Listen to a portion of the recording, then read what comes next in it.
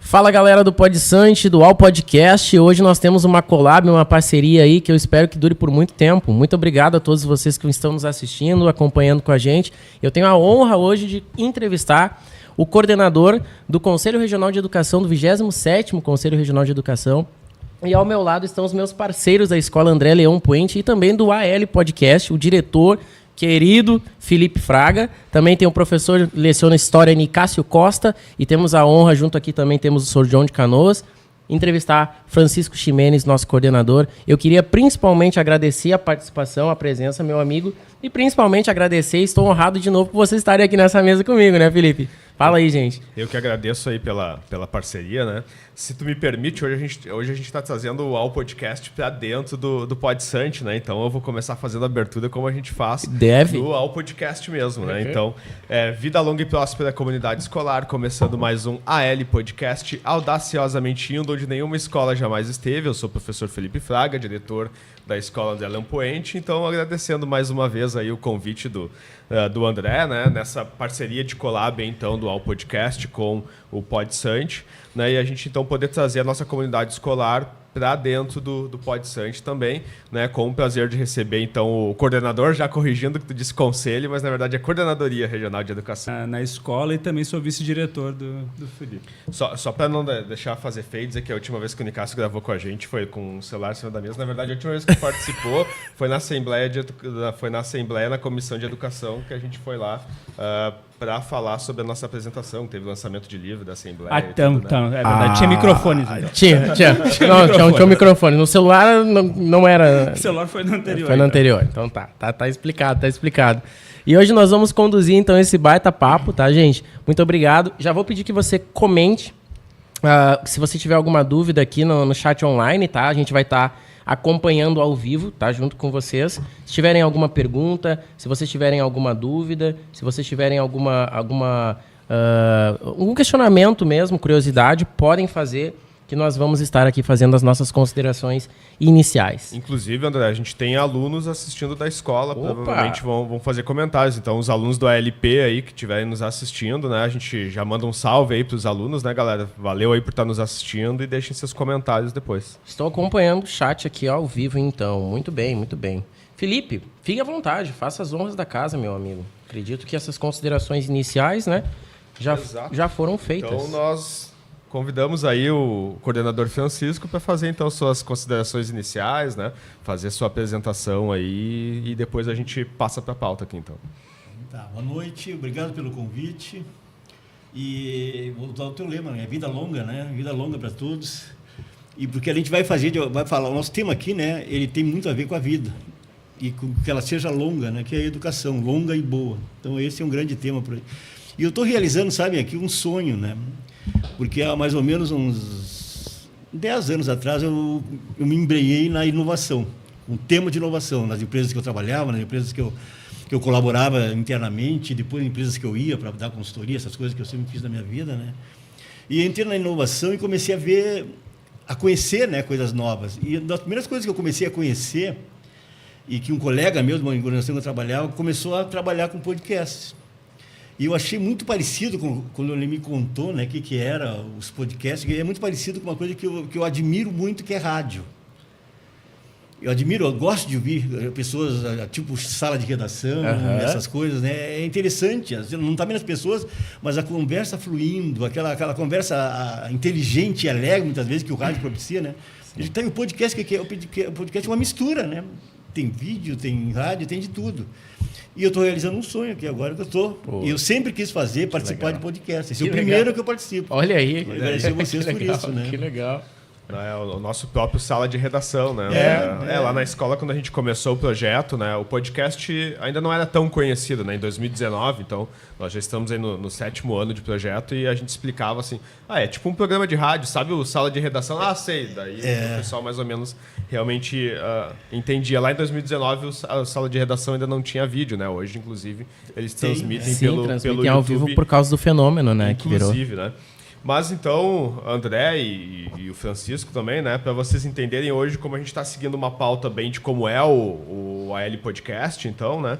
A gente sempre que tem o convidado, e hoje o Francisco é o nosso principal convidado, Francisco, a gente sempre procura falar sobre a época de escola, né? Porque a maioria dos convidados, seja o coordenador de educação, mesmo tu sendo coordenador de educação, geralmente quando te chamam para falar, por exemplo, tem uma reportagem contigo no ABC+, né? Do Diário de Canoas, lá, do NH, geralmente o pessoal vai te perguntar sobre a tua atuação profissional, depois a gente vai falar sobre isso, a tua atuação na coordenadoria, mas dificilmente vai te perguntar qual escola tu estudou no fundamental, qual escola tu estudou no médio, e o AL Podcast, na verdade, ele quer exatamente saber sobre isso, porque nós somos um projeto de escola, e nada mais justo do que a gente perguntar sobre como foi a época de escola dos convidados. Né? Então, tá. Bem, o que eu lembro, né, porque faz algum tempo, né, que eu comecei na escola. Mas eu até anotei para não esquecer aqui vocês perguntaram quais as lembranças, né?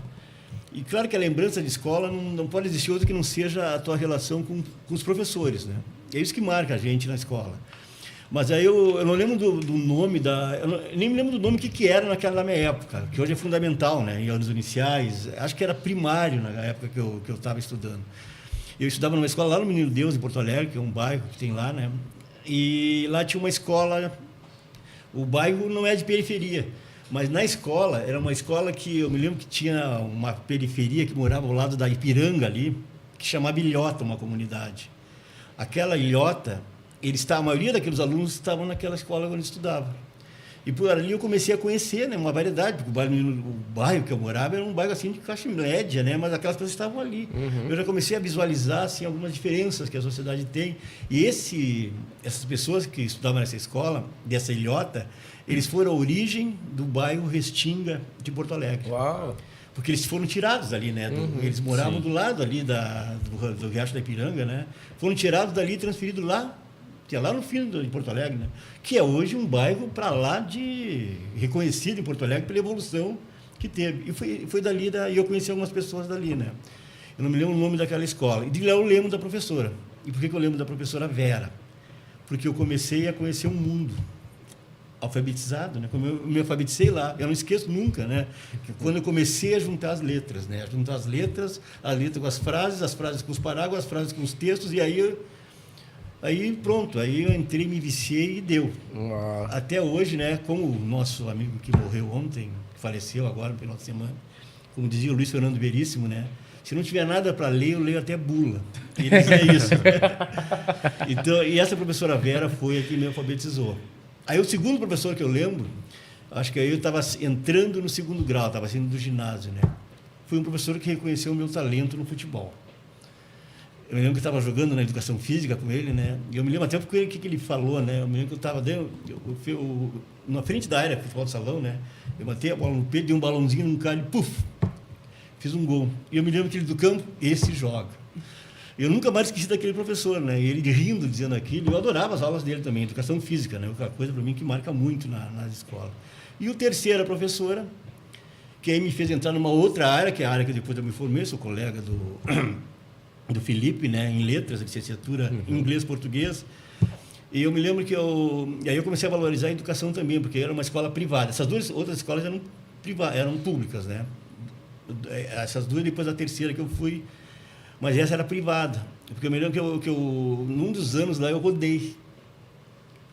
E aí meu pai acho que viu, que eu fiquei muito triste, né, de ter rodado, né, e ele descobriu uma escola privada que aceitava alunos que passava por um ano que eu ia passar e não fui, né, e podia recuperar naquela escola privada. E meu pai não tinha dinheiro, meu pai não tinha como, mas ele deu um jeito, né, e me pagou uma escola privada nessa escola, que era Cepete Araju, já até fechou ela, lá no bairro Menino Deus também, mas era uma escola paga, né.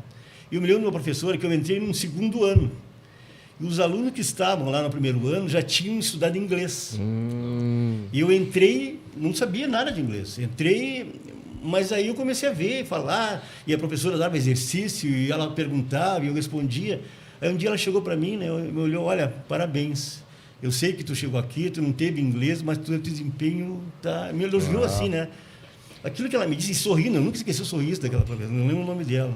Mas aquilo já me enviou. Tipo, que legal. E o meu amor pela linguagem, né?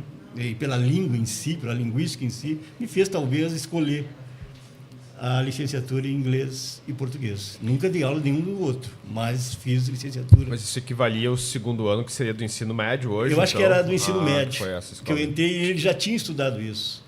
Aí depois do ensino médio eu fiz no Protásio Alves, que é uma grande escola de Porto Alegre, né? Lá que eu fiz o ensino médio normal. Sim. Eu fiquei bem curioso agora para saber por que tu não investiu na carreira de jogador. Desculpa, tu contou toda essa história, mas a gente ficou assim, um balãozinho no salão. Um balãozinho, matou no peito.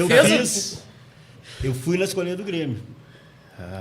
Já gostei. Fazer teste, né? Eu tinha um vizinho meu que ele era preparador físico, um dos grandes, tem vários preparadores do Grêmio, né? E ele também, acho que viu também o meu talento, né? E me convidou para ir lá fazer aquele que eles fazem, né? A peneira. A peneira lá, né? E eu passei. E isso só está tornando mais... eu passei... A pergunta do Nicasso... Só que eu não sei, eu não tenho essa resposta, porque eu não continuei no Grêmio. Não deu sequência. Não dei sequência, mas eu passei e podia ter continuado lá, até treinando, né? Mas depois, claro, sempre comecei a jogar. Acho que depois de ler, a melhor coisa que eu fazia era jogar futebol. Caramba! Né? Mas é colorado ou gremista? Gremista. Então a gente tem o lado gremista. Inclusive o John ali, né? Tá, inclusive, né, fazendo referência ao professor John, que tá nos bastidores hoje. Graças a Deus. E aqui o lado colorado. Não. Então faz uma pergunta difícil agora. Então nos fala um pouco, professor, sobre a tua trajetória acadêmica. Assim, desde a tua graduação, também passando por mestrado e doutorado, qual é que foi o teu caminho nessa questão? Eu fiz letras, né? Fiz todo o curso de letras, formei licenciatura. E depois eu consegui entrar no Senai. Só que eu fiz letras depois que eu entrei no Senai. O Senai tinha um requisito, né, para... Eu entrei na área administrativa do Senai, mas tinha um requisito para virar instrutor, que é o professor que o Senai tem, né? É o que dá aula dentro do Senai. Só que eles diziam que tinha que ter um curso superior. Aí, como eu já estava apaixonado pela língua, né, inglês e português, eu cheguei, e também de leitura, eu vou fazer letras. Talvez o meu sonho fosse ser escritor e não jogador de futebol, né? E fiz letras. Mas eu me formei em letras, mas aí eu já tinha entrado para a área de docência no Senai. E o Senai tem uma coisa muito forte, né? Depois você pergunta até muito forte, que é a formação dos seus profissionais. Então, aí eu entrei para a área lá, não na parte técnica do Senai, que é a hidráulica, é na parte comportamental do Senai. Então, eu tinha um curso lá que chamava Ensino Correto de um Trabalho. Era ensinar, porque o Senai é mantido pelas indústrias, né? Então, eu dava aula não para o Senai, mas para as empresas que são as mantenedoras do Senai. As empresas de tudo que é tipo, né? E tinha vários cursos. Primeiro que eu dei, que chamava Ensino Correto de um Trabalho. Eu ensinava os supervisores das empresas a ensinar os seus colaboradores, que essa é uma função dos supervisores, né? Eles tinham que ensinar, então eu ensinei eles a ensinar. O primeiro curso que eu comecei a ministrar foi isso. Mas depois fui indo. Aí eu entrei para outras áreas, entrei para a área da qualidade, aí eu fui mais para a da administração do que da licenciatura. E aí eu fui indo, né, e estudando, e sempre estudando. Só que chegou num momento que eu achei que eu devia continuar estudando. Aí fiz 2 especializações, uma em gestão ambiental e a outra em gestão de recursos humanos. Mas nas 2 eu não cheguei no fim. Quando chegava naquela parte, eu fiz todas as 300 e tantas horas, mas chegava na parte de TCC, né? Eu não tive paciência, né? Com aquela história de objetivo e não sei o quê. Era uma chatice, aquilo me encheu o saco, né? Ali se arrependeu de não ter ido para a escolinha. Devia ter ido para o Grêmio, né? Aí eu olhei aqui, TCC, desistia. E fui dando, né? E fui estudando. Eu sempre estudei. E como eu estava envolvido e fui indo mais para a área da administração, eu estudei. E aí fiz vestibular para administração. Oh, legal. Passei, mas como da escolinha do Grêmio, não fui. Não quis fazer. Não quis cursar. Porque eu fui olhar o currículo de administração, eu olhei aquela coisa, né? Como eu já tinha estudado muito e praticado muito, eu já estava indo em organizações falando mais da administração do que qualquer outra coisa. Uhum. E eu disse, eu vou ver tudo isso aqui, eu já vi na prática, agora eu vou ter que vir na teoria. Eu olhei aquele currículo e não me agradou nada. Aí não fiz. Aí eu cheguei, mas aí depois me incentivaram, um outro amigo meu, né, me incentivou a fazer um mestrado. Eu cheguei, vou fazer. Eu estava com vontade já de voltar a estudar. Então, em 2012, por aí, eu cheguei, vou fazer um mestrado. Fui procurar. Aí fui procurar mestrado, vi administração e achei um mestrado. Achei um mestrado chamado Design Estratégico. Design Estratégico da Unicinos. Então, se vocês pensam fazer eu já recomendei várias vezes, né? E tem várias alunos meus, colegas meus, né, que foram lá para a Unicino, porque onde eu vou eu conto das organizações que produzem alguma coisa, que criam alguma coisa, serviços, produtos. Então, esse que é o design. E esse design estratégico, todos os professores que estão lá, a maioria deles, né, eles já eram doutores, só que eles fizeram doutorado na origem desse design estratégico, a Universidade de Design de Milão. Então, esse design ele veio de Milão, formou as pessoas aqui e eles abriram esse design aqui. E essa diversidade já começa pelos professores. Os professores lá, o meu orientador era arquiteto. Um outro que era um professor de inovação era engenheiro, só que doutor em outras coisas, né? Um outro professor que eu tinha era psicólogo. Nossa. Uma outra professora que eu tinha, me apaixonei pela professora, era da nossa área, era linguista. Nossa. E ela dava aula de linguística, de semiótica, aula daquela... A gente costuma pensar no design como uma coisa estritamente visual, concreta, né? Tipo, mas não. Um carro, um uniforme, alguma coisa assim, né? Mas na educação mesmo existe o design institucional, né? Que daí é mais para essa linha. Informação de como colocar. É mais para essa linha de construir coisas do abstrato e no concreto também. Existe toda uma linha de filosofia do design, o design como arte também. Então, que e são nisso coisas... tinha a diversidade do currículo desse. Tinha esses, né, um arquiteto, um engenheiro, uma linguista e um formado em artes. E um psicólogo. E um psicólogo. Então, essa variedade e as aulas com essas pessoas tinha de tudo. Nossa. Às vezes eu estava lendo um cara lá da área da engenharia, um cara da administração, e outro cara lá de artes, e outro cara da linguística. E como é importante se enriquecer, né, com esses diversos... E essa variedade, né, eu comecei a ver cada vez que eu entrava nas organizações, todas essas coisas entravam comigo. Exatamente. Dependendo do que eu ia ver, eu conseguia trazer essas coisas para ajudar aquela empresa que eu estava investindo. Uhum. Então, essa é a minha trajetória acadêmica, né? Uhum. Essa é a minha trajetória acadêmica até o mestrado. Eu estou pensando em ciência com doutorado, porque é terrível. Eu me lembro que no meu mestrado eu ia dormir às 3 horas da manhã, porque no outro dia eu tinha que apresentar lá um trabalho que o professor deu na sexta-feira. E era sexta e sábado no meu mestrado, né? E é puxado, mas não era que nem chato que nem o TCC lá dos outros que eu fiz. Mas o mestrado a gente tem o tempo de minuto de 2 anos, né? Do doutorado ele se expande para 4, então talvez seja uma experiência diferente, né? Até a gente vai aproveitar para fazer um jabá, né? Porque o Nicásio também tem mestrado e ele publicou a monografia de mestrado dele como livro e eu escrevi o prefácio do livro, inclusive. Né? Caramba! Mestrado em História. História moderna. Fala aí qual é o título da tua monografia, do que foi pro livro. Tu sabe que eu vou me esquecer disso agora? Não, eu acredito. Eu só lembro que é sobre os piratas no 700, né? Eu só lembro que é sobre pirataria a tese e o mestrado dele. Mas, inclusive, quem quiser procurar no AL Podcast, no YouTube da Escola de Leão Poente, vocês acham também a entrevista com ele do lançamento do livro. Que livro dele, baseado no podcast, na dissertação dele. Que legal. Eu acho que a adaptação para o título do livro foi Navegando em Águas Perigosas. Olha aí. Navegando em Águas Perigosas. Olha aí, ó. De história, era... Olha só. Não, vou ter que fazer o jabá do meu livro também. Olha apesar aí. de não ser o tema. Fora da Ilha. Ó, tem a ver, tá? Fora da Ilha é um livro que eu publiquei em 2022 também. Fala sobre desenvolvimento pessoal, né? Eu até me esqueci de trazer, deveria ter trazido na próxima oportunidade. Vou trazer o livro aqui pra gente ver também. Fora da Ilha. Fora da Ilha é o nome. A gente pode marcar um episódio só pra te falar sobre o livro. Não sei se já tem ou não. Né? Não, o livro. As cópias físicas? Tenho, esgotaram, mas eu posso. O episódio sobre o livro? Não, ainda nunca. Então, aí já fica o convite. Só trago a gente faz um L podcast sobre o livro. Daí. Pode ser, né? Mas então, deixa eu adiantar um assunto só. Então, o doutorado tu não tá pensando ainda? Tô pensando ainda se vale a pena, porque eu sei que vai ser... Talvez agora não, né? Porque agora a coordenadoria lá não me deixa ter mais nada, né? Até o sangue, né? A gente imagina como é que é. E a gente, agora eu ia te perguntar, meu querido, no que consiste exatamente a pesquisa da sua monografia, né? Que isso é uma pergunta interessante, né? Construção de cenários guiados pelo design em uma organização prestadora de serviços de caráter social. É um tema que, pelo que tu comentou, abrange bastante coisa, né? Então eu queria saber exatamente no que consiste, assim, se tu conseguisse, eu sei que é difícil resumir, né, uma monografia, mas se tu conseguisse, assim, traçar pontos, assim... Né? Sim, porque, primeiro, né, tudo que eu vou fazer, por isso que eu digo, toda vez que eu estou lendo alguma coisa, a minha intenção é fazer alguma coisa com aquela coisa que eu estou lendo. Se não ler, de filosofia a psiquiatria, que eu leio de tudo, né?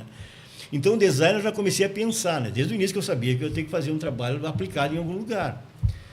Eu acho que o que eu vou fazer com isso? E no design tem a principal metodologia que traz esse design estratégico da Unicinos, do Politécnico de Milão, por consequência, né? Porque todos os que eu li de lá, a base dele é um negócio que eles chamam de metaprojeto.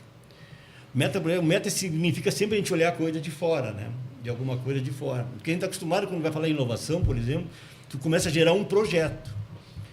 Essa metodologia do design estratégico é a gente olhar antes do projeto ele o todo. O que eu quero com esse projeto?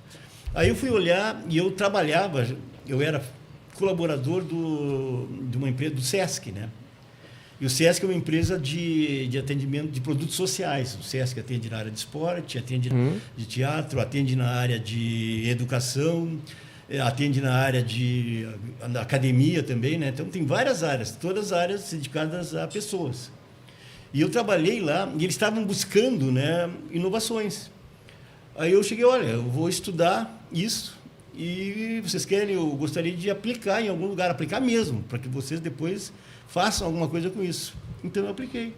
A gente desenhou, a minha amiga era gerente da área de planejamento estratégico daquela organização, que eu já tinha sido gerente, tinha saído, né? Mas continuava em contato, né? Então, a gente pode fazer um design, um metaprojeto do SESC, para, a partir daí, ele começar a desenhar, projetar suas inovações nos diversos serviços que ele presta, né? E aí fizemos isso. E na dissertação lá tem todo um trabalho, né? E esses dias eu encontrei naquele summit que teve em Porto Alegre agora. Sim. Eu encontrei um rapaz que estava lá comigo. Isso foi em 2016, 17 que eu fiz. E aí é nesses troços que às vezes dá prazer na gente de ter feito, né? Legal. Aplicado. Ele olhou para mim assim, olha, sabe aquele troço que tu deu o nome, né? Aquela inovação que tu nos ajudou lá? Está lá ainda. Nós estamos usando aquele negócio lá ainda. Era isso que a gente queria, né? Uau. Então, que legal. Maravilha, maravilha. Felipe, só deixa, antes de você continuar, eu saudar as pessoas ao vivo que estão aqui, querendo agradecer essa collab, né, essa participação do PodSante com o AL Podcast, na verdade, o AL Podcast dentro aqui do PodSante, do nosso espaço, né? O Eduardo está aqui mandando o nome aqui, da Silva dos Santos, Lorenzo Silva também está aí, o Arthur Bernardes Cavalheiro, o Lucas também está aí acompanhando a gente, e a Isabelle Samúrio também está dando um salve. Fora vocês também, tem 17 pessoas online nessa segunda-feira, a gente quer agradecer muito. Se ainda não deu um like no vídeo, deixa o teu like, comenta, manda perguntas. Se puderem, se inscrevam no canal do AL Podcast e também no canal do PodSante. O Cláudio Humberto... Tá dando um problema na internet, tá? Então tá oscilando.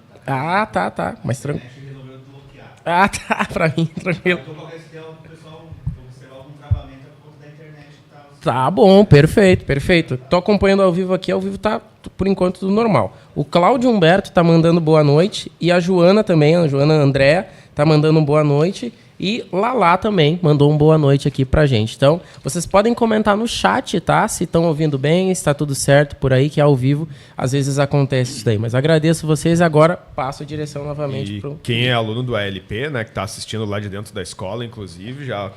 Coloca aí, é o ALP, né? É os guri do ALP, é as minas do ALP. Inclusive, nós temos uma ex-aluna aqui, a Ive, que também está nos bastidores aqui. Isso. E que, inclusive, foi quem nos apresentou aqui. Verdade, né? A gente não comentou, né? Mas foi quem fez o meio de campo para que a gente se conhecesse. Para a gente fazer essa parceria, se não fosse a Ive, nós não estaríamos aqui hoje conversando, né? Com certeza. Já deixando registrado aí, gravado, o agradecimento, né? Mas então, Francisco, tu estava falando aí sobre a tua monografia de mestrado, né? E falando que ela foi aplicada, né? E tu atuava no Sistema S, né? Que são várias organizações, então, dentro do Sistema S. E pelo que eu entendi, a tua primeira principal, digamos, atividade profissional, e antes de vir a ser coordenador de educação, era no Sistema S, né? Então, eu queria que tu falasse pra gente um pouco essa trajetória, porque eu não sei se foi sempre no SESI, ou se foi no SESC, ou se passou pela FEComércio, né? Então, fala pra gente desde o início até um pouco antes de tu te tornar coordenador de educação, como é que foi essa trajetória no Sistema S? Eu passei praticamente por todos os S's, né? Porque o primeiro S que eu entrei foi no Senai. Lá eu entrei e fiquei 21 anos como funcionário mesmo do Senai, né? E talvez ser a minha grande escola, né? Do que eu chamo de educação para o trabalho foi o Senai. Porque, primeiro, né, se a gente for falar na evolução da indústria, no Brasil como um todo, tem muito por trás disso o Senai. Então, aí lá no Senai eu aprendi, né, o conceito de formação de pessoas, a essência da formação de pessoas, né, porque eu pratiquei muito, né, vários temas. Eu trabalhava com motivação, com sistemas da qualidade, com desenvolvimento de qualidade. Aí me convidaram para ser responsável pela qualidade do Senai, que era implementar, né, desenvolver sistemas da qualidade para o Senai como um todo. Porque o Senai é uma administração e mais 50 e tantas unidades espalhadas pelo Estado, né? Então, a minha função, junto com um colega meu, que fomos estruturar essa área, né, foi a área da qualidade, gestão da qualidade. Aí eu comecei a entrar com esse negócio que chama gestão também. Eu me aprofundei, era gestão e tudo, qualidade, né, e outras coisas que agora, em seguida a gente vai ver também para onde que foi isso, né. E essa parte de gestão da qualidade é aqueles certificados ISO 9001, Não, essas coisas? Isso é parte da história, né. Mas a gestão da qualidade primeiro é reconhecer qual é a essência daquilo que se entrega. Nossa. Essa é a gestão da qualidade, né? E para isso a gente tem que ter algumas referências. E aí o que a gente fazia é buscar essas referências. E onde é que a gente buscava essas referências? Uma delas, o sistema ISO. É uma referência mundial de qualidade. A gente buscava lá, só que não era pegar aquela coisa e jogar para dentro. A gente aprendia como é que aquilo serve para o Senai. E trazia. Esse era meu papel com uma equipe que a gente tinha lá e com um que era, na época, foi o meu chefe, que eu chamava, um cara que eu aprendi um monte também, né? E isso era a qualidade do Senai, que a gente chama da gestão, né? Então, aí depois, aí eu fiquei algum tempo nessa área da qualidade do Senai. Aí depois, um colega meu do Senai, ele foi convidado para ir para o outro sistema. O Senai é sistema Fiergs. Tá? Aí eu passei também, além do Senai, a Fiergs me demandou passar para o sistema Fiergs. O sistema Fiergs era SESI, aí eu entrei no outro S, e o IEL, que é o Instituto de Lideranças do Fiergs. Aí me pediram também para falar e levar a qualidade para esses outros órgãos, né, da Fiergs. E isso tudo no Rio Grande do Sul ou passou por outros estados também? Tudo no Rio Grande do Sul, mas as formações eu ia para outros estados. Sim. Aí eu ia para São Paulo, ia para o Rio, ia para onde tinha formação. Treinamentos, né? formações. Treinamentos eram diversos. E eu falo de formação porque o Senai tinha centros de formação, né? Sim. Um em Santa Catarina, outro no Rio, outro em Salvador. E os formadores do Senai são sempre do próprio Senai. Isso é muito legal, né? Não contrato pessoas de fora para dar formação. Às vezes, sim, eu fiz com várias pessoas de fora também. Mas aquilo da essência da coisa do Senai eram pessoas do Senai. Poxa. E aí um colega meu teve um convite para ir para a FEComércio, que aí é do comércio, bens, serviços, tecnologia, esporte, saúde, né? Lá. E ele foi para lá para ser diretor regional do SESC. Só que lá não tinha, né, a estrutura de planejamento e gestão da qualidade. Ele me convidou para ir lá estruturar isso lá. Então, aí, daí em diante, eu estruturei isso que eu fiz no Senai, gestão da qualidade, no SESC, só que juntou um outro tema, planejamento estratégico, que amplia o negócio da qualidade. Aí a estratégia, a inovação já entra aí também. Aí eu fiz isso no SESC, estruturei. Aí esse meu colega, esse que me convidou para ir para lá, foi convidado para ir para o SENAC. E não tinha no SENAC também, ele chegou, vem comigo. Fui com ele para o SENAC, para fazer a mesma coisa. Estruturar no SENAC, que legal. Qualidade, estratégia. E aí esse meu colega, né, que hoje ele é o reitor da Fevale, José Paulo, também outra pessoa que me ensinou muito, aprendi muito com ele, né? E hoje ele é reitor da Fevale lá. Olha aí, Filipe, a gente podia... Aí tem a FEComércio, que a FEComércio é o sistema como um todo. Ele foi convidado para ser também o superintendente da FEComércio. Me convidou para estruturar a área de planejamento, qualidade, estratégia da FEComércio como um todo. Nossa, que legal. Eu já tinha passado pelo SESC, pelo SENAC, e aí pegou a FEComércio, que envolve sindicatos patronais. E aí lá eu tive a oportunidade de criar, aí a gente criou mesmo esses modelos, né, que a gente tem que criar para depois fazer avaliações, que visa, né, só que a gente não chamava mais qualidade, chamava excelência. É mais do que qualidade, né? A organização como um todo, não só a qualidade do que ela faz, do produto, do serviço. Então, a gente criou um negócio lá que chama Sistema de Avaliação do modelo sindical, não me lembro o nome, mas era um modelo de analisar a gestão dos sindicatos patronais para saber como é que eles poderiam evoluir na sua gestão para a excelência. Então, a gente criou um modelo disso. E a lógica desses modelos, os sindicatos se autoavaliam e vão crescer. Nunca tem um fim, porque é uma pontuação que não termina nunca. Tu chega no limite, tu já vai para o outro. Chega num, vai para o outro. Não é uma coisa... A ISO tem um fim, a certificação. Esse modelo que a gente criou não tinha. Ele vai sempre evoluindo. Na medida que tu atira uma pontuação, porque tu está fazendo aquilo que tu te decidiu fazer, né? Vai evoluindo. Aí nós criamos aqui na FEComércio. E aí isso ficou conhecido na CNC, Confederação Nacional do Comércio. E aí esse meu colega e o presidente da FEComércio foi lá para a CNC, foi gerenciar, né, a CNC como um todo, que aí os sindicatos de todo o Brasil, da área de comércio, de bens e serviços, né, e outras áreas, né, ele me convidou, vamos lá, vamos organizar essa área que tu está fazendo aqui lá na CNC. Aí me levaram. Fui lá para o Rio estruturar essa área. Aí fiquei morando lá no Leblon, infeliz de cidade minha, né? Morando lá no Leblon durante 6 meses. Poxa vida! No Leblon? Passeando no Leblon. Eu me lembro que eu saía às 5 horas da manhã, levantava, ia caminhar no Leblon para as 9 horas pegar lá. Naquele calçadão lá bonito que a gente só vê em novela. Lá no Arpoador. E aí estruturei. E aí fui fazendo e no final aí eu saí da CNC e resolvi virar consultor. Aí criei minha consultoria. Hoje eu tenho uma consultoria que chama Crisálida, né? Continuei apoiando os S's e outras organizações. E de um tempo para cá, cheguei na CRE. E como é que foi a decisão de migrar para o serviço público, principalmente assim, se tratando de começar a trabalhar com educação básica, né? Educação básica. Primeiro não foi para o serviço público, foi para a educação. Porque eu comecei a ler, a me interessar mesmo pela educação básica e pública. Aí comecei a ler artigos, a ver as críticas que fazem nos jornais, né, a educação e coisa. E na licenciatura a gente vê todos os grandes, Piaget da vida, Vygotsky da vida, eu li todos eles, né? Teoricamente eu conhecia todos eles. Mas comecei a ver que algumas coisas estavam falando da educação pública e básica, que eu acho que eu poderia levar coisas que eu aprendi nisso, né? Nessas formações que eu tive, principalmente meus conhecimentos do Senai, desses S's, né? Que eu poderia trazer para a educação pública. E então eu vou tentar. E não comecei pela educação pública, eu comecei por tinha um grupo de escolas que é privado, mas é gerenciado por um grupo de irmãs escalabrinianas. Elas são as gestoras do Mãe de Deus, Hospital Mãe de Deus. Ah, sim. E elas são escalabrinianas, mas elas têm um conjunto de escolas. Quais são as escolas deles? Elas têm uma escola em Bento, a escola escalabriniana no mesmo nome.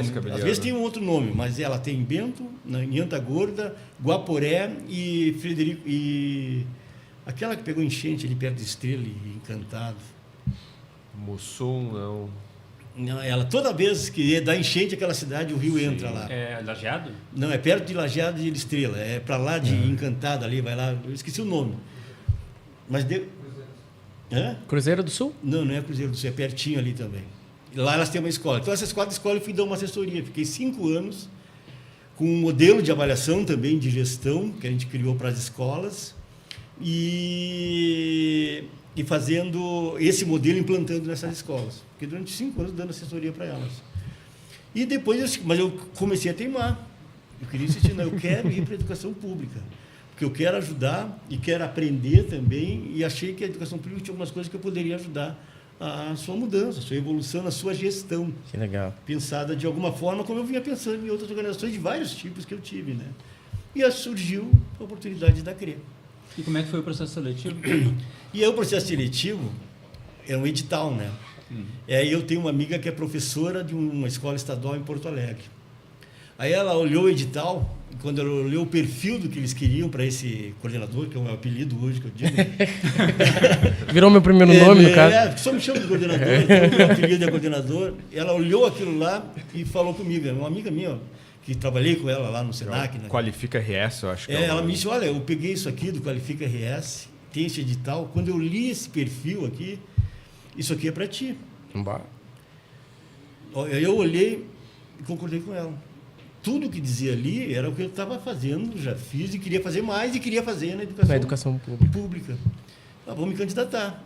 E a seleção era eu conheci isso em organizações privadas. A seleção foi de organizações privadas. Teve lá o currículo, me pediram, né? Eu tive que tocar. Depois me fizeram umas perguntas sobre do meu currículo, o que eu achava que eu podia contribuir para a educação pública. Eu coloquei lá, tive que dar várias respostas. Depois teve uma lá que era um estudo de caso de uma escola. Eu tinha que sugerir o que eu faria com aquilo ali. Já envolvia essas partes de medições que a gente está falando muito hoje lá, né? Então eu também respondi aquele estudo de caso. Depois de uma entrevista com 2 pessoas, uma era técnica e a outra da parte pedagógica, né? E outra mais da parte comportamental, acho que era uma psicóloga, uma pedagoga. Uma entrevista lá, 1 hora e pouco, me entrevistaram, né? E depois, com todos esses resultados, foi para uma banca. E a banca, a partir dali, eu me lembro que teve seleção, né? Na primeira seleção, giraram uma lista, teve 6 pessoas que foram selecionadas. Eu e mais 5 pessoas, né?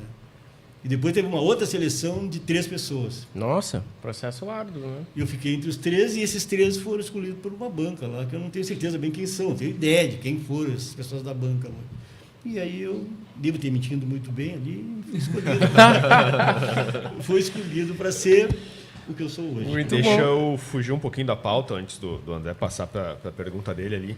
Até falando sobre o Sistema S, falando sobre essa tua migração então, do Sistema S para a educação pública, né? Uma das coisas, quando eu assumi isso já como vice-diretor, depois quando eu comecei a pensar em ser diretor de escola, né? Uma das coisas que eu ficava impressionado na escola, assim, na educação pública, e isso eu via que em outras escolas aconteciam, né? É exatamente de não ter processos estruturados, né? Que é uma coisa mais corporativa, de empresas, né? Mas que é necessário, né? Porque quando eu comecei a aprender a ser um diretor, né? Então eu analisava o que acontecia dentro da escola e eu via que não existiam processos estruturados, né? Eu não sabia exatamente o que eu sentei ali como diretor, o que é a prioridade naquele momento? Foi uma coisa que eu tive que aprender no dia a dia como qualquer profissional, né? Mas faltava de ter um manual estruturado ali de o que é mais importante. Si, né? O RH, assim, ter um manual, eram sempre coisas meio jogadas, assim, que tu ia aprendendo ali, mas não tinham processos estruturados mesmo, como é na qualidade, na gestão de qualidade, a gente sabe que tem que analisar todo o processo, né? Fazer aquela engenharia reversa de como a coisa começa, como a coisa termina, e eu sempre senti que isso não... No estado do Rio Grande do Sul, pelo menos nos últimos anos, até quando eu comecei lá em 2019, né, não existia nada de processo. Em 2019, né? Eu sou diretor desde 2019. Como diretor, mas tu é mais... e vice como 2017, né? Então é uma das coisas que até hoje eu sinto falta. Eu vejo que o governo do estado vem tentando, né, hoje estruturar, analisar índices, frequência de alunos e tudo, né?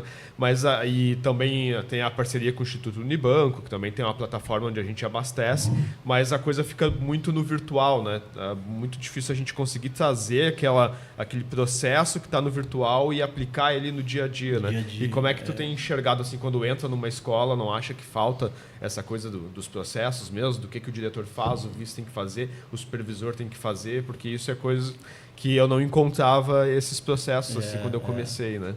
Porque a gente começa... como eu disse, toda a minha trajetória foi sempre olhando para as organizações. Em qualquer organização que eu entrava, de qualquer tipo, e entrei em públicas também antes de entrar na educação pública, né? De vários tamanhos, de várias naturezas, né? Era de produto, era de serviço, era social. A primeira coisa que a gente via lá é, primeiro, o que aquela empresa entrega, né? Educação, aprendizagem, qualidade.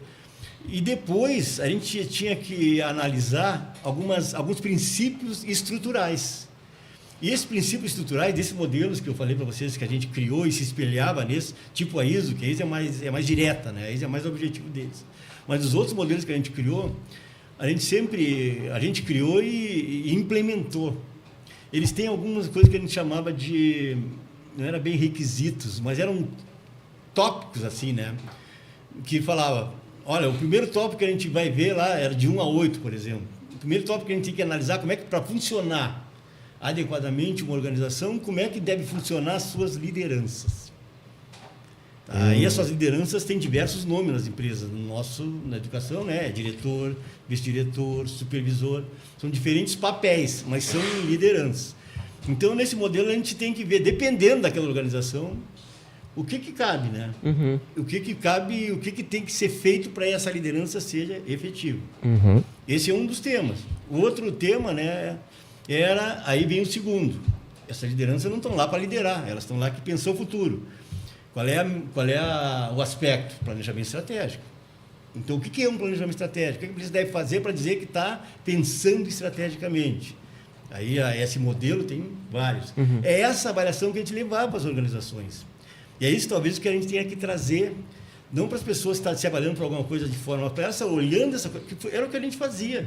A gente olhava para os referenciais externos, alguns que a gente ajudou a criar e outros que não, tipo a ISO, e trazia, mas a gente olhava para nós como isso tem que ser traduzido. Nesses diversos papéis de liderança, nosso planejamento estratégico, como é que vai ser, o outro lá que chamava o terceiro item, né? Era a relação na empresa privada, relacionamento com seus clientes. Aqui seria nós, na educação, isso se amplia muito, né? Relacionamento com a sociedade, relacionamento com os alunos, são vários relacionamentos, mas alguns princípios são parecidos. Sim. A outra vem disso que chama de processos, né? Como é que são os processos? Dependendo da natureza da organização, a gente tem que saber qual é o processo essencial. O nosso ensino-aprendizagem. É ali que está a essência do processo da educação, ensino-aprendizagem. Como é que ele tem que se estruturar para ser o melhor? Tem formas de fazer isso. E isso a gente foi levando. Eu acho que aqui nós estamos no início. Estamos bem no início mesmo. No início que a gente está indo, está fazendo, está aprendendo. Mas eu comecei a me dar conta, né? E eu até comecei a chamar policiar, né? Porque nas empresas que eu fui, nos últimos, eles já estavam nos níveis assim desses modelos que já era uma outra linguagem, já era um outro patamar daquilo do planejamento estratégico, das lideranças, desses itens, né? E às vezes aqui eu tenho que me cuidar, porque eu tenho que ver que as pessoas estão começando, né? É bem quase que do básico. Porque são processos que no mercado privado, até acredito que em escolas também existem há muitos anos, né?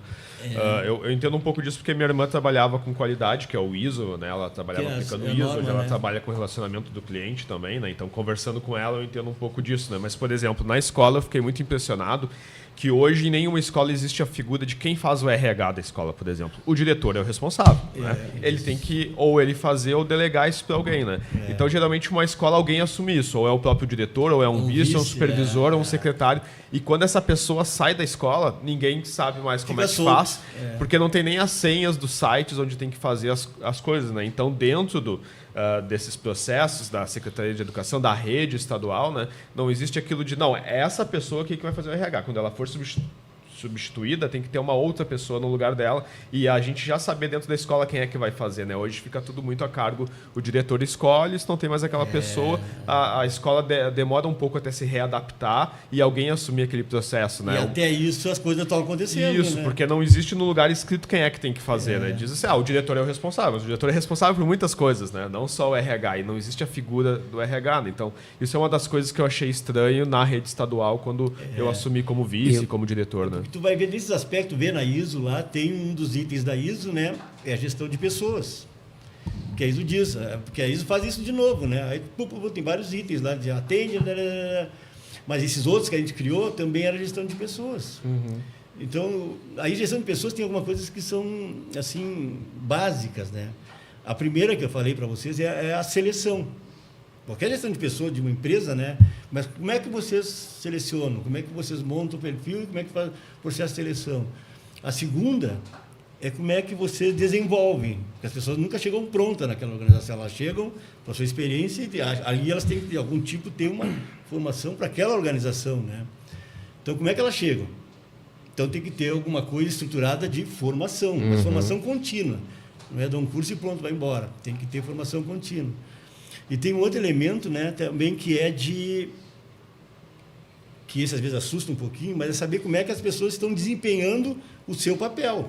Tem que ter alguma forma de tudo avaliar ou autoavaliar e ser avaliado também, que é o desempenho daquela pessoa. Porque a pessoa foi contratada para entregar alguma coisa. Sim, e essa entrega tem um nível que a gente chama de qualidade, mas é o desempenho dele. Pode ter várias coisas, né? E a educação tem várias coisas. E a outra, que essa é mais atual, né, mas está pegando muito forte na parte de gestão de pessoas, é o que a gente chama de processo de rede. Que as pessoas entenderem, né, que elas estão ali e são interdependentes. Ninguém faz nada. Você está dizendo, você saiu um e aquilo que aquele um fazia foi embora com ele, ficou uma lacuna, porque ele teria que estar fazendo. Que é o que acontece muitas vezes na parte de pessoas, né? Mas acontece em outras áreas também. Então, essas 4 coisas são básicas de gestão. E eu acho que nisso nós já estamos evoluindo, porque eu vejo que agora tem vários guias que a gente está criando, né? Aqueles guias já é um desenho de papéis, de clarear os seus papéis. Eu tenho o meu guia lá de coordenador, tu tem o teu guia de diretor, tem guia de supervisão. Isso já é uma evolução. Talvez tenha que ir mais além, né? Que só o guia não se basta. Tem que fazer formações em cima de seguir. Não adianta eu ler meu guia, que legal, é isso que eu tenho que fazer, mas como? Isso é além, vai de formação, né?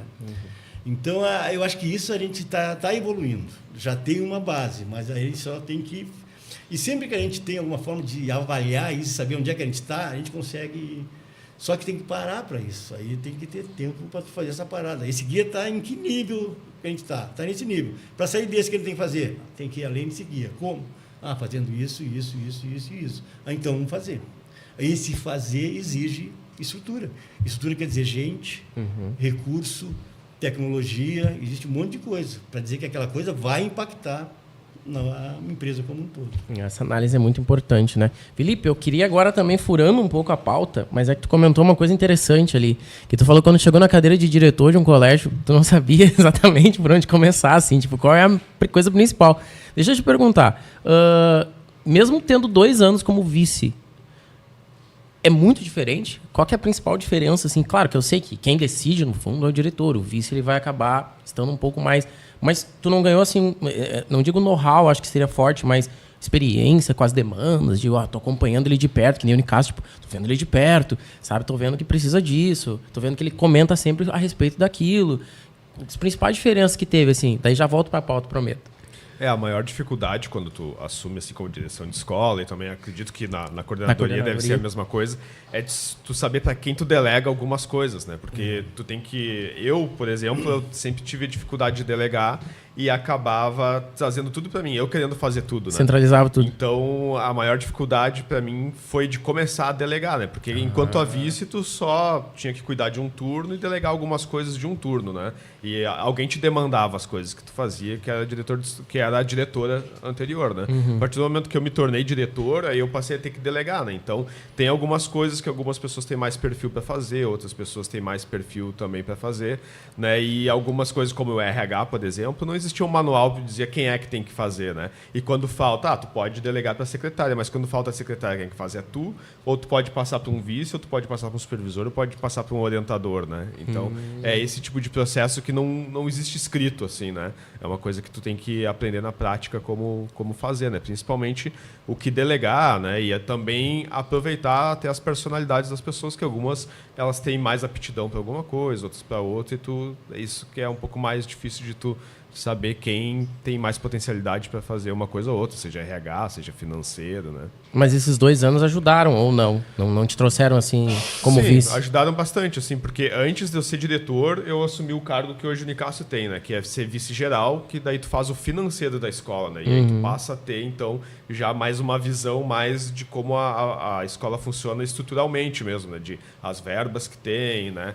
Quem são as pessoas que trabalham, quais são os turnos que elas trabalham, quais são os horários que elas têm que fazer, os horários que os professores trabalham, os horários das turmas, né? Então, enquanto tu é vice, tu só tem a visão de um turno, né? De como funciona, né?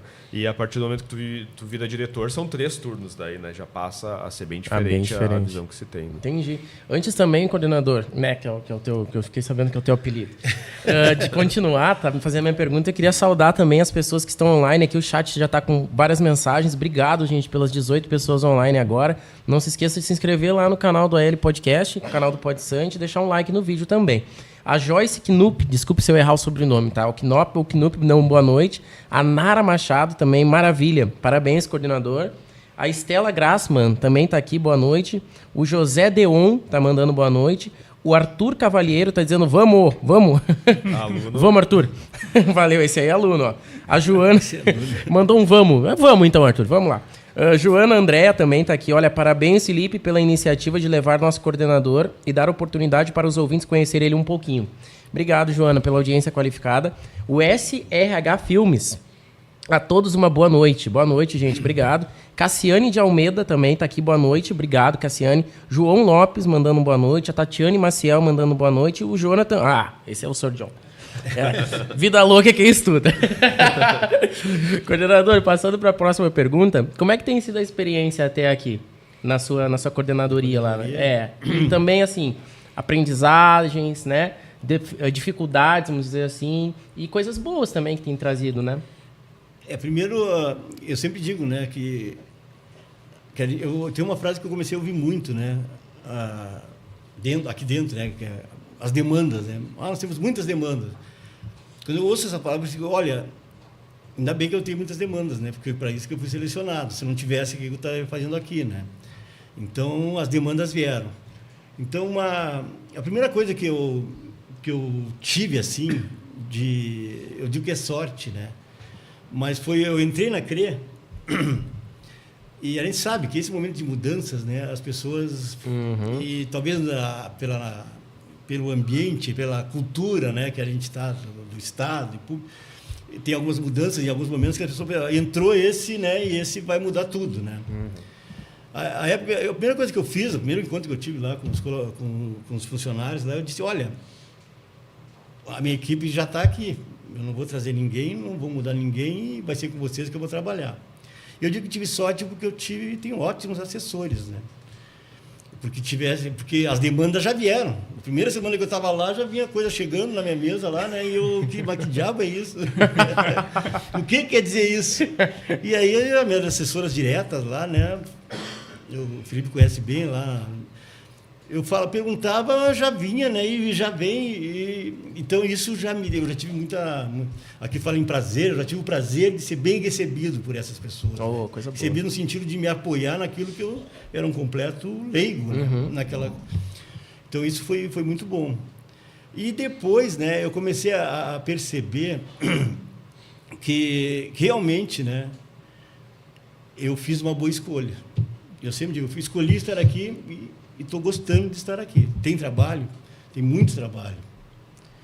Mas é para isso que eu estava. E um trabalho que, olha, parece assim meio demagogo, né? Mas que hoje falam muito nas organizações, o tal do propósito, né? Porque o propósito... Blá, blá, blá. Mas eu acho que se existe alguma instituição que pode impactar positivamente na vida das pessoas, na sociedade como um todo, que tem esse papel, que tem esse propósito, é a educação.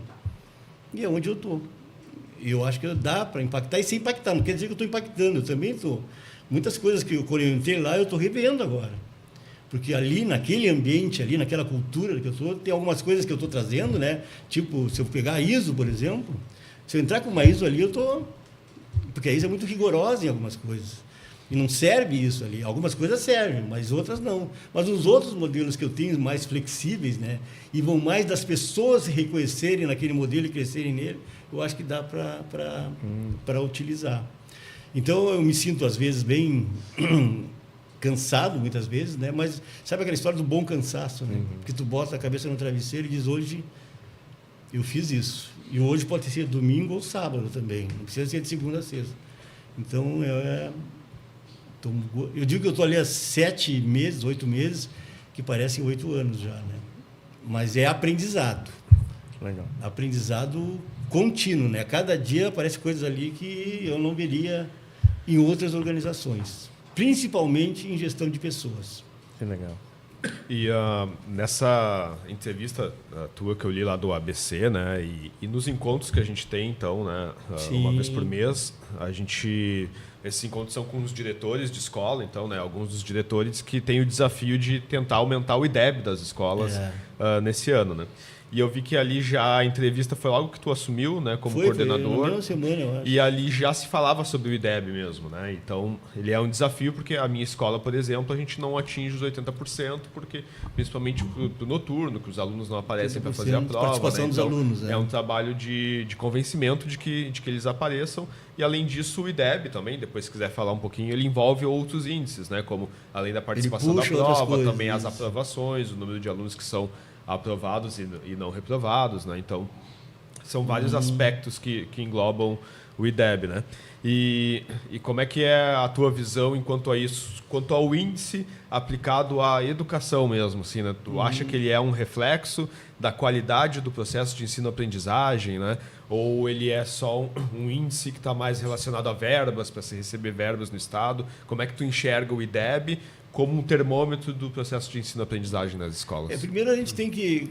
E isso não é só na educação que é assim. Em qualquer lugar que tu vai numa organização que vai se empenhar em evoluir naquilo que faz, que é o que a gente chama de qualidade, algum tipo de medida ela vai ter que achar. E quando a gente fala em algum tipo, não é um. Normalmente, né, a gente tem que ter... Eu sempre gosto do número 3, né? No mínimo 3 das coisas, né? E nós temos lá 3, né? Porque os 3 sempre te dão 3 perspectivas. Quando tu tem só um, nele tu só tem uma. O IDEB, por exemplo, né, o IDEB já te traz 2 perspectivas. Só nele ele te traz 2, né? O desempenho do aluno, que é a proficiência, que a gente chama, né? E o fluxo do aluno, como ele está evoluindo. Só eles são 2 perspectivas. E a gente, ali, agora no nosso modelo, já grudou mais 3 neles, né? 3 perspectivas. Então, tu vai ver a presença do aluno, que a gente chama de infrequência, né? A dedicação do professor, que a gente chama de aulas dadas, e... Qual é o terceiro mesmo, que eu estou esquecendo? O principal, a nota. Então, só nesses itens que eu falei, tu já tem algumas perspectivas de olhar, ou seja, não é única. E são perspectivas altamente impactantes naquilo que a gente tem que entregar, a aprendizagem. Só essas? Não, tem outras. E tem outras que a gente tem que aprofundar. Eu já comecei a me dar conta, né, de que nós temos uma área especializada nisso, né? Tem um centro de indicadores lá, que é o CEP, Centro de Educação Baseada em Evidência, que cria esses indicadores, acompanha, analisa, nos alimenta, né? Muito bem estruturado, né? E a gente já está percebendo, eu já estou percebendo, certamente eles também já, porque são estudiosos disso, né? Que alguns indicadores a gente vai ter que começar a ampliar o seu entendimento. Esses indicadores, o que a gente começou a ampliar? Foi a primeira coisa que a gente começou a ampliar. Primeiro, eu olhava esses indicadores e lia, né, os seus resultados. Primeira coisa, eu estou dizendo, isso aqui está acontecendo aonde? Isso aqui é uma realidade, retrato de uma realidade, medição de uma realidade. Onde está essa realidade? Não está aqui na Acre. Essa realidade está lá nas escolas. Se eu quiser conhecer essa realidade que está chegando com essa medida aqui, eu vou ter que ir lá nas escolas. Então, começamos a ir nas escolas. Porque lá nas escolas, o que acontece? Aí nós começamos a conhecer aquilo que a gente estava conversando e que tu começou a falar, né? Dos papéis. Nas escolas tem diversos papéis que são pessoas que, de alguma forma, estão criando isso que a gente está vendo aqui. E se é para melhorar, alguma coisa está faltando e está lá. E só eles vão poder nos dizer isso.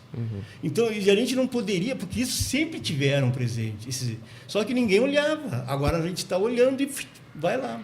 Mas se só olhar para isso, tu não vai a lugar nenhum. Tu tem que olhar para isso e saber onde essa realidade acontece. Ela acontece na escola. Com quem acontece? Acontece com o diretor, com o vice-diretor, com a supervisora, com a orientadora, com o professor, com os alunos, com a família dos alunos, com a comunidade onde eles vivem. Tudo isso impacta. Aí tu vai lá. E provavelmente o que vai acontecer, nós vamos aumentar nossas medidas.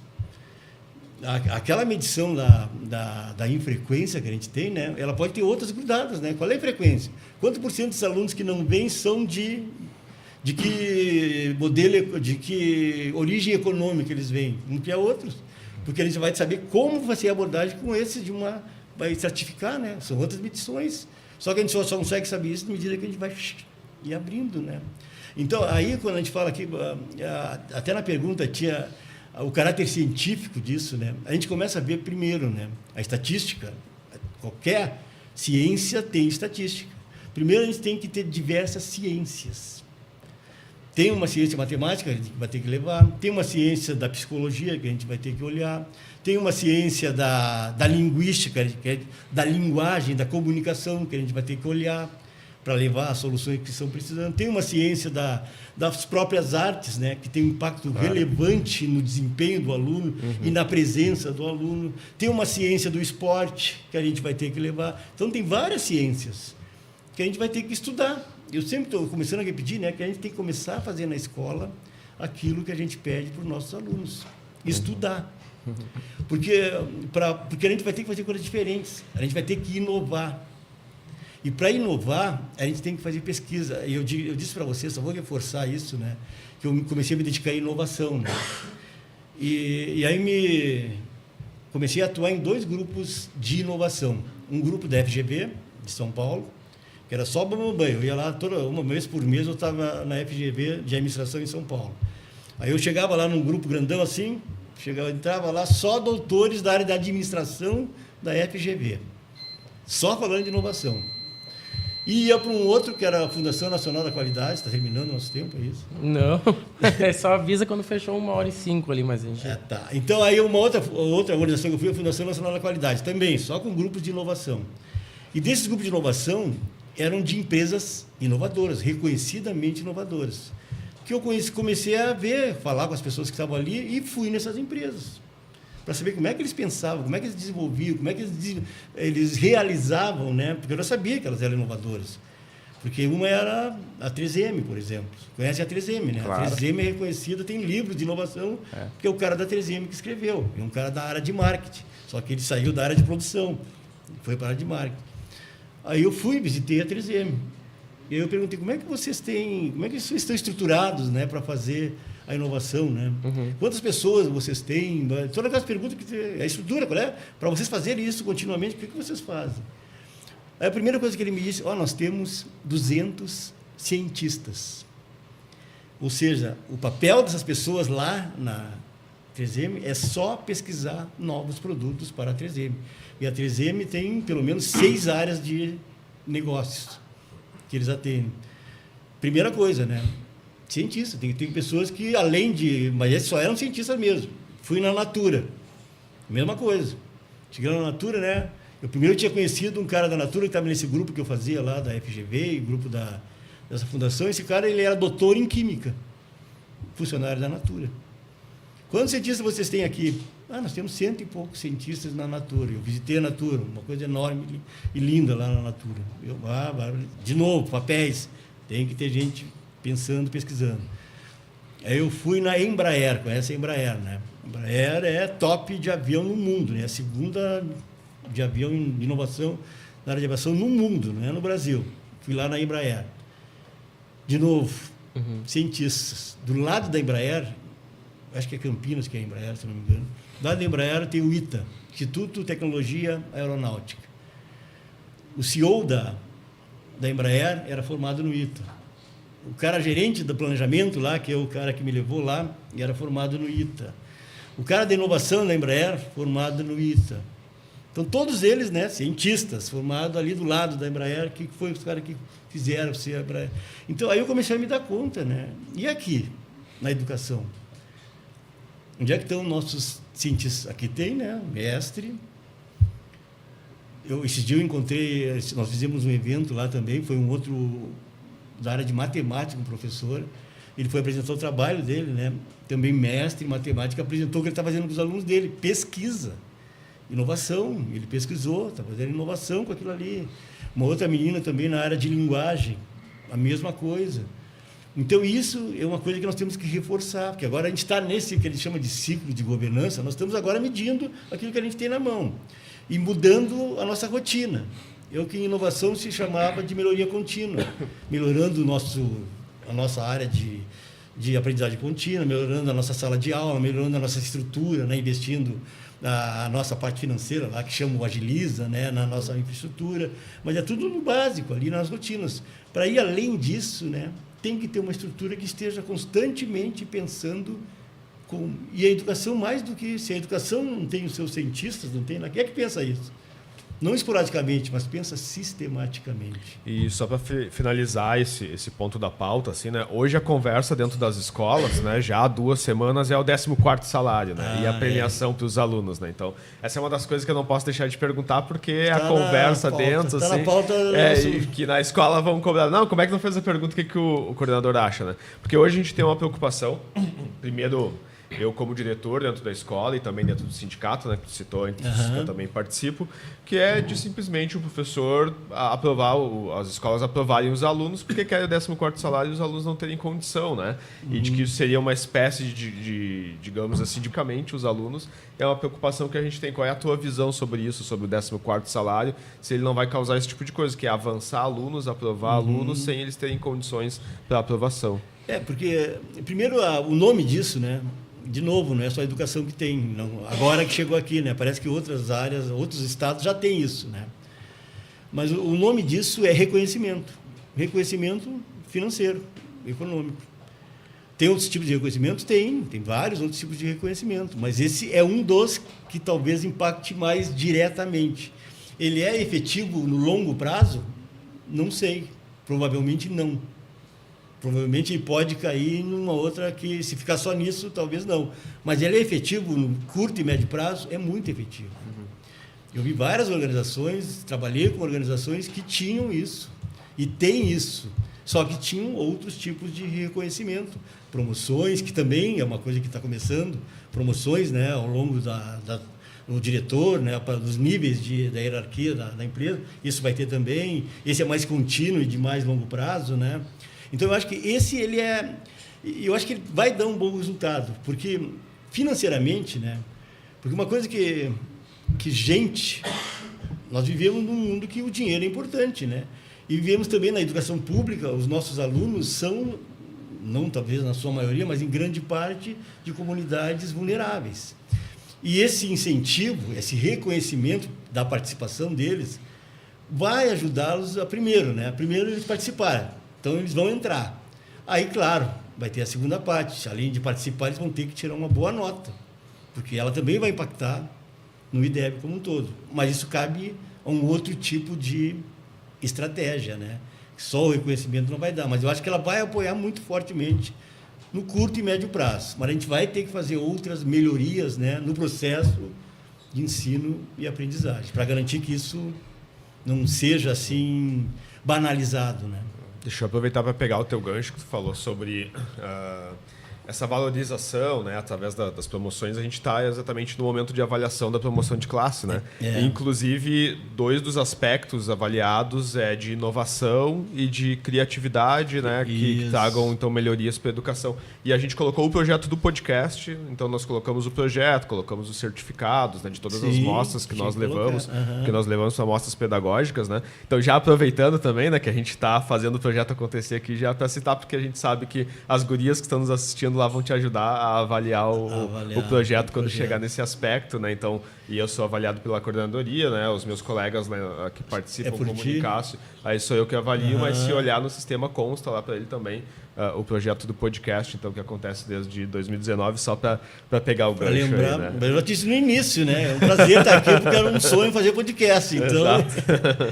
Cara, a gente vai entrar agora numa questão bem sensível, assim. A gente falou sobre a tua migração profissional, sobre a tua experiência no cargo, assim, mas tu entrou para esse cargo depois do Rio Grande do Sul ter passado por um dos momentos mais sensíveis, por uma calamidade pública. O 2024 foi um ano terrível, né? E tu assumiu o cargo encontrando escolas que estão, desde escolas que podem ter o funcionamento normal até escolas que foram devastadas, né? Sim. Então eu queria te perguntar como é que foi a tua experiência com a enchente ano passado, né? Como é que foi para ti pessoalmente, né? E também como é que tu está enxergando essas escolas que estão se reestruturando a partir desse ano, né? Primeiro, eu moro do lado de Canoas, que ficou embaixo d'água, né? Acho que o Felipe também. Sim, eu sou da também, Rio Branco. né? O Jonathan também. O local que eu moro também ficou, mas eu não fui atingido, pois eu moro em espaço alto. Então, eu fiquei 3 meses fora de casa, fui para morar numa outra casa, finalmente achamos um outro lugar, ficamos lá, aí eu voltei depois. Então foi terrível, pessoalmente foi terrível, né? Eu me lembro quando eu entrei na minha casa, né? Que coisa... Aí eu entrei numa peça lá, uma sala que era a minha biblioteca. E tinha lá, eu acho que eu tinha quase 1000 livros já lá. Aí eu entrei, estava tudo no chão. Aí eu olhei, só tinha 3 livros que a capa estava aparecendo. Os outros 3 tinham... Meu Deus do céu. Não tinha como voltar, né? Eu peguei aqueles 3 livros e está lá em casa hoje. O conteúdo dele foi todo, eu guardei a capa. É um livro do Heber Marcuse. Eros e Civilização, é uma beleza o livro.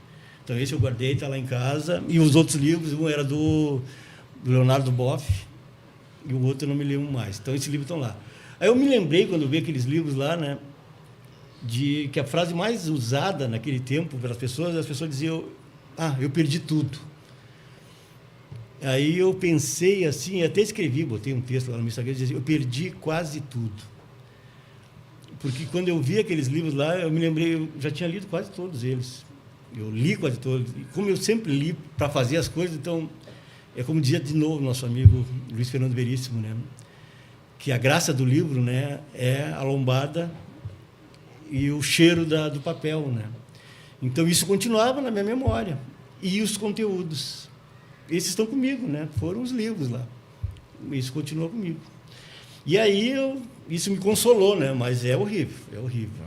Mas aí, a minha seleção tinha começado em janeiro, fevereiro, a seleção para estar na CRE, né? E parou. Aí parou porque eu não acompanhei, porque as escolas inundadas, eu não acompanhei. Esse drama das escolas eu não acompanhei de perto. Quando eu cheguei, já tinham sido recuperadas as escolas, né? Mas aí tinha parado, eu fiquei, então pronto, morreu, né? Mas depois eles retomaram, aí eu consegui, fiz toda a seleção e entrei.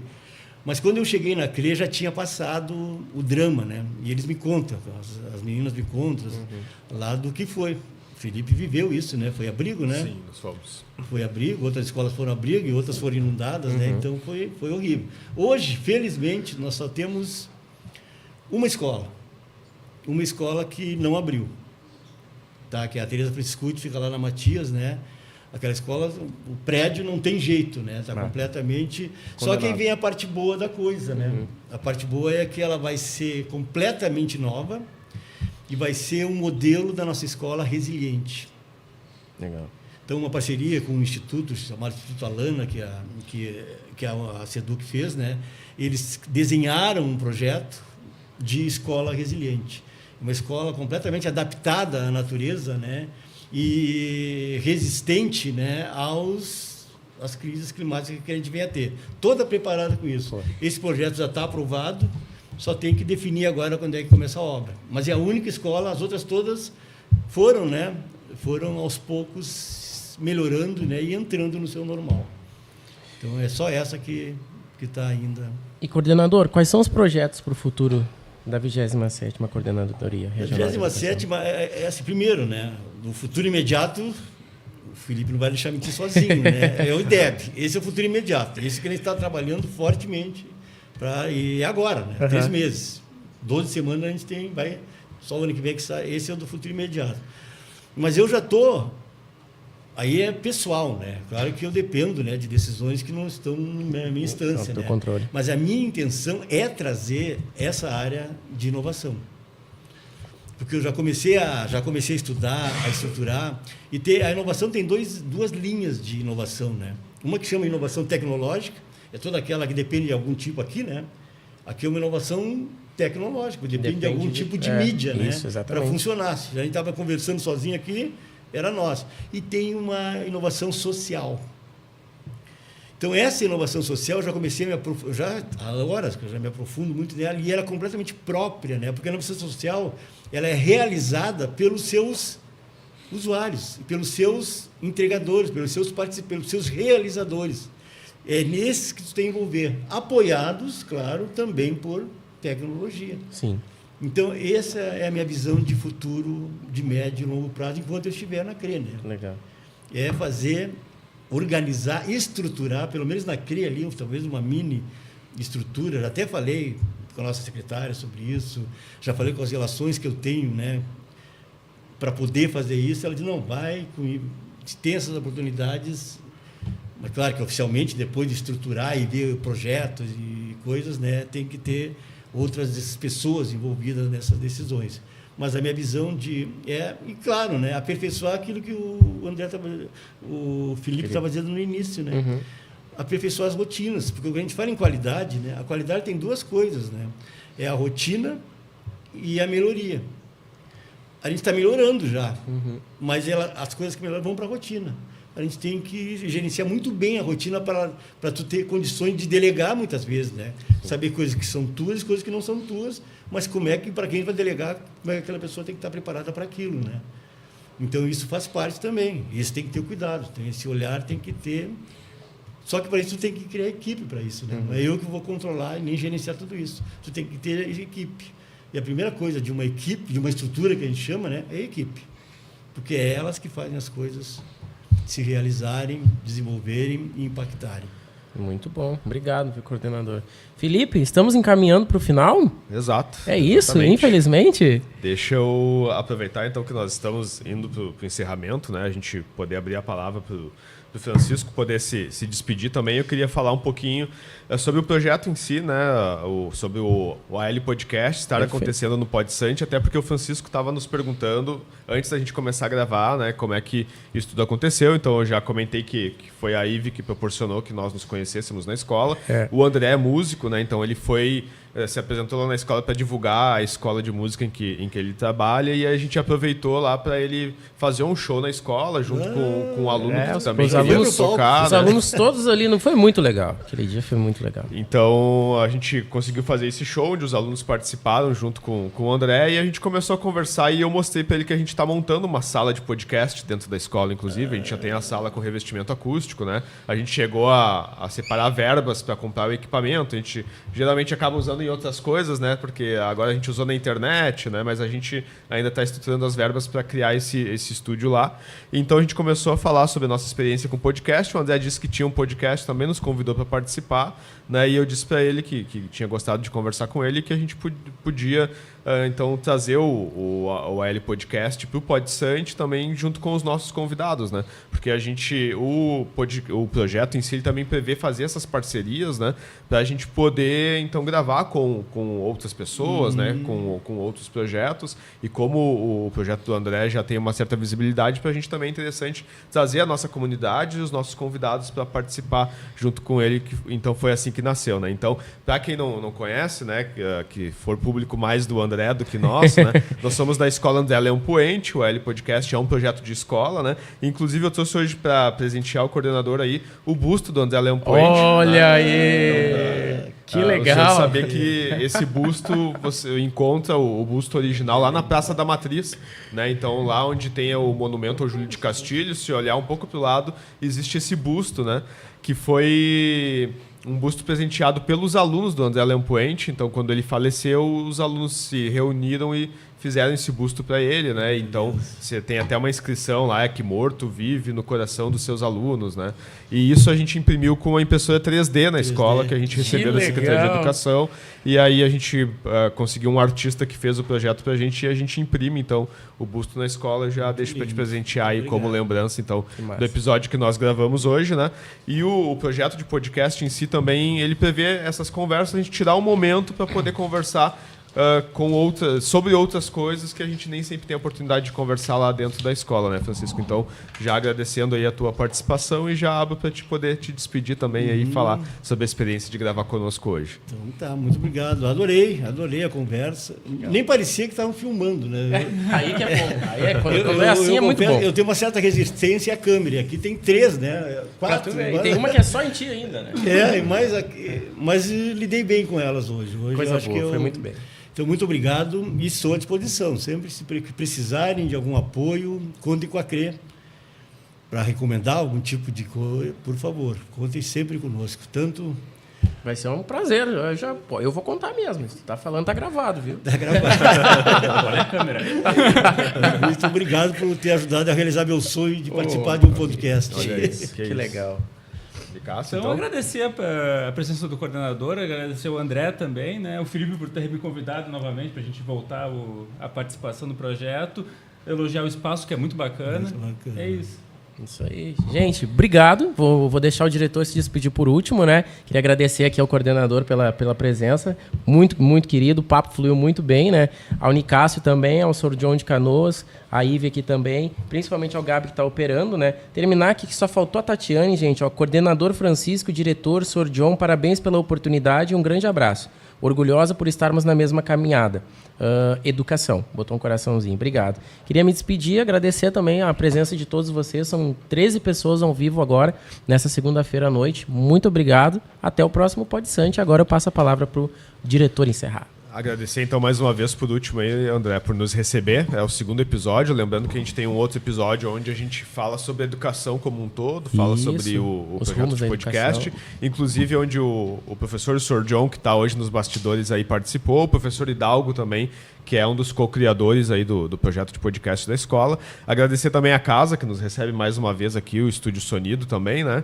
Então, e principalmente os espectadores, não só os que estão nos assistindo agora, como os que virão nos assistir depois, porque é o nosso maior público que assiste o AL Podcast é sempre de ex-alunos e geralmente eles não assistem ao vivo, eles assistem depois, comentam depois e tudo, né? Então, já agradecendo a todos que estão nos assistindo, que nos assistirão depois, uma vida longa e próspera a todos. Muito obrigado, gente. Até a semana que vem. Valeu!